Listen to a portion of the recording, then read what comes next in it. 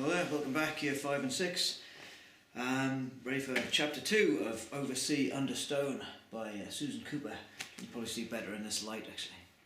So, Chapter 1 we had the mysterious yacht and the rather rude boy on the docks and Great Uncle Mary's disappearance. And now straight on with Chapter 2. If I can find it. Chapter 2. Next day, as they sat eating breakfast, Great Uncle Mary came back. He loomed in the doorway, tall and hollow-eyed under the thatch of white hair, and beamed at their surprised faces. "Good morning," he said cheerfully. "Any coffee left?" The ornaments seemed to rattle on the mantelpiece as he spoke. Great Uncle Mary always gave the impression of being far too big for any room he was in. Father reached out imperturbably to pull up another chair. "What's it like out this morning, Mary? Doesn't look so good to me." Great Uncle Mary sat down and helped himself to toast, holding the slice in one large palm while he spread butter on it with Father's knife. "Cloud, thick, coming in from the sea.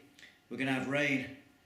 Barney was fidgeting with unbearable curiosity. Suddenly, forgetting the family rule that they should never ask their mysterious great uncle questions about himself, he burst out, "Mary, where have you been?" In the heat of the moment he used the pet name which he had invented when he was very small.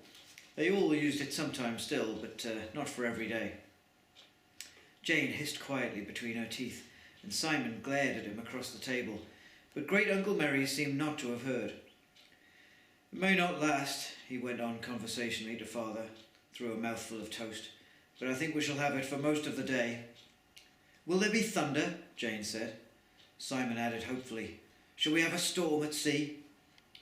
Barney sat silent while their voices eddied around the table. "The weather," he said to himself in exasperation. "All of them talking about the weather, when Great Uncle Mary's just come back from his quest." Then over their voices there came a low rumble of thunder and the first spattering sounds of rain.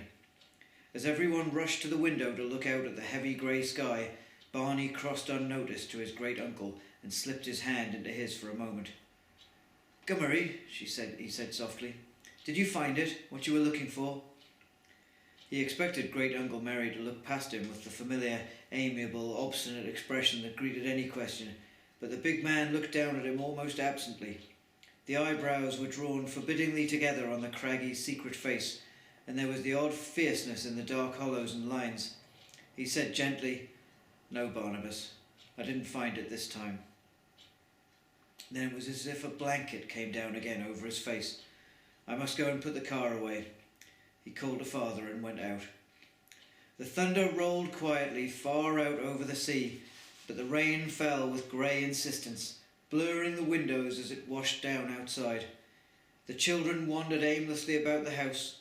Before lunch they tried going for a walk in the rain, but came back damp and depressed. Halfway through the afternoon, Mother put her head round the door. "I'm going upstairs to work until supper. Now look, you three, you can go where you like in the house, but you must promise not to touch anything that's obviously been put away. Everything valuable is all locked up, but I don't want you poking at anyone's private papers or belongings, all right?" "We promise," Jane said, and Simon nodded. In a little while Father muffled himself in a big black oilskin and went off through the rain to see the harbour master.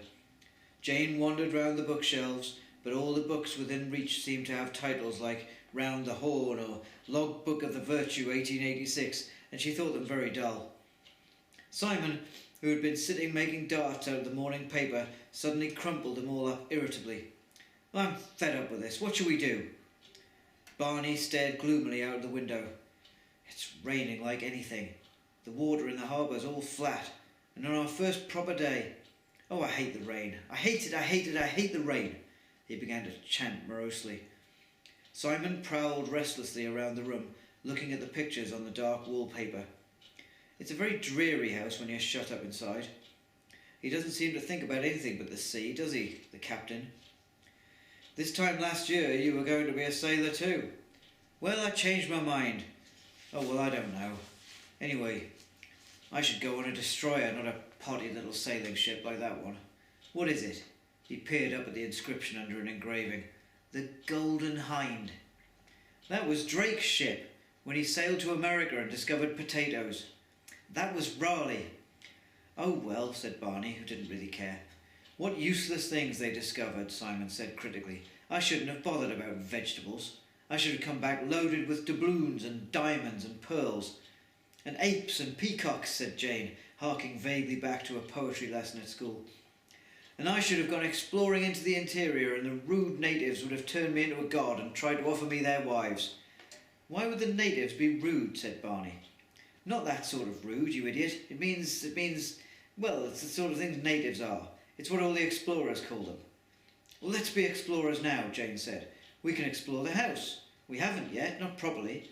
It's like a strange land. We can work from the bottom all the way up to the top. And we should have to take provisions with us, so we can have a picnic when we get there, said Barney, brightening up. We haven't got any. Well, we can ask Mrs. Polk, said Jane. She's making cakes for Mother in the kitchen. Come on. Mrs. Polk in the kitchen laughed all over her red face and said, What will he think of next, I wonder? But she gave them, neatly wrapped, a stack of freshly baked scones cut in half, thickly buttered and put together again, a packet of squashed fly biscuits, 3 apples, and a great slab of dark yellowy orange cake, thick and crumbling with fruit. I've never heard them called squashed fly biscuits anywhere else other than in my family. Anyway, there you go. And something to drink, said Simon commandingly, already a captain of the expedition. So Mrs. Polk good-humouredly added a big bottle of homemade lemonade to finish it off. There, she said, that'll take you to St. Ives and back, I reckon. My rucksack's upstairs, said Simon. I'll get it. Oh, really, said Jane, who was beginning to feel a little foolish. We aren't even going outdoors. All explorers have rucksacks, Simon said severely, making for the door. I won't be a minute. Barney nibbled at some yellow cake crumbs from the table. This is smashing. Saffron cake, Mrs. Polk said proudly. You won't get that in London. Mrs. Polk, where's Rufus? Gone out, and a good job too, though I dare say we shall have this great wet feet all over the floor before long. Professor took him for a walk. Now stop picking at that cake, my dear, or you'll spoil that picnic of yours. Simon came back with his rucksack. They filled it and went out into the little dark passage away from the kitchen, Mrs. Polk waving them farewell as solemnly as if they were off to the North Pole.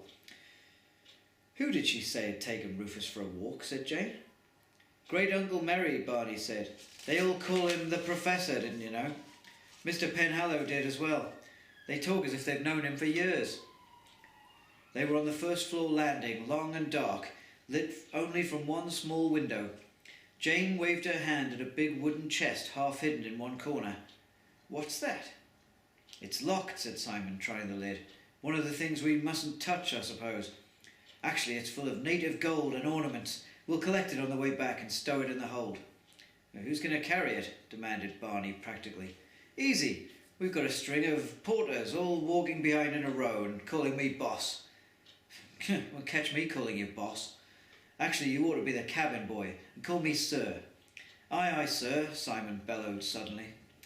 Shut up, said Jane. Mother's working at the other end of the landing. You'll make her do a smudge. What's in here?